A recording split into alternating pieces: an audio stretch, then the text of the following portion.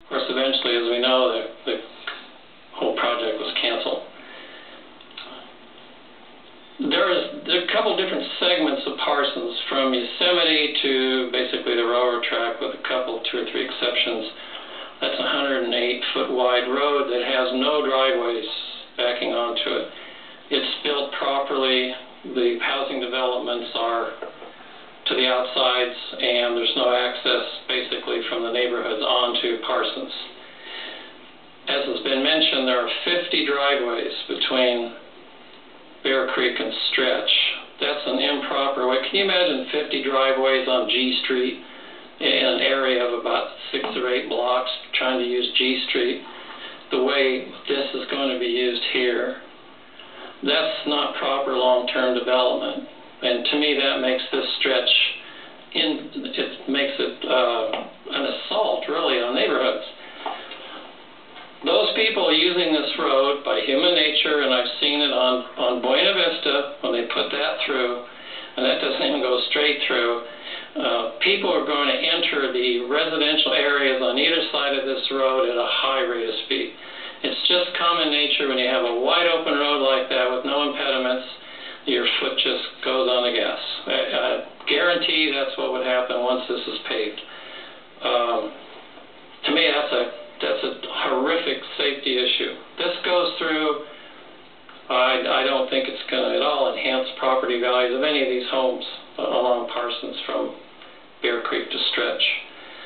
You cannot put traffic calming devices or speed bumps on this type of street. They're correct about that. The $470,000 can be spent on other roads. It could be spent on Martin Luther King to widen sidewalks and so forth, that we just approve the plan for that area.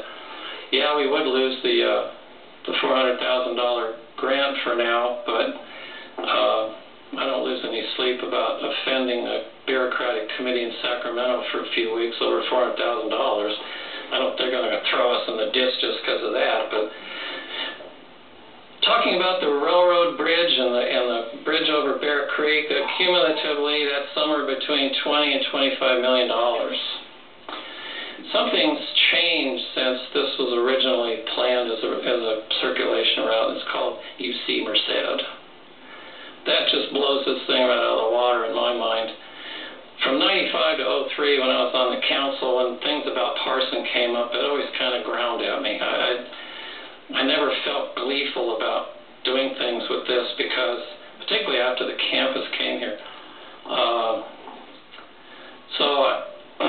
I'm not suggesting tonight that we say we're not going to use Parsons as a connector anymore, although I don't think realistically it's ever going to happen anyway. The state is so broke, grants are so slim, the federal government can't give out the money it used to. I just think this is ill-conceived, ill-timed. It can be done later if by some magic we get a bridge. Then this might make sense, but now I just don't see it. So I think we should singularly focus on our beltway. The campus parkway needs to be finished. That has a huge benefit to the city as far as economic development. That area by the Mission Interchange with the campus parkway going through becomes eminently more valuable to the city as a resource for retail or other types of stores that will bring in revenue to the city. This won't bring in $1 revenue to the city. The same with the northern part from the campus to around Castle and the connector there. Caltrans desperately wants to replace the Buhack interchange for a new one, and they've practically got the money in their pocket, if you will. But Merced needs that beltway far more than trying to, I think, move forward with a somewhat, if not totally crippled project that's really beyond its time. So I won't be able to support this request.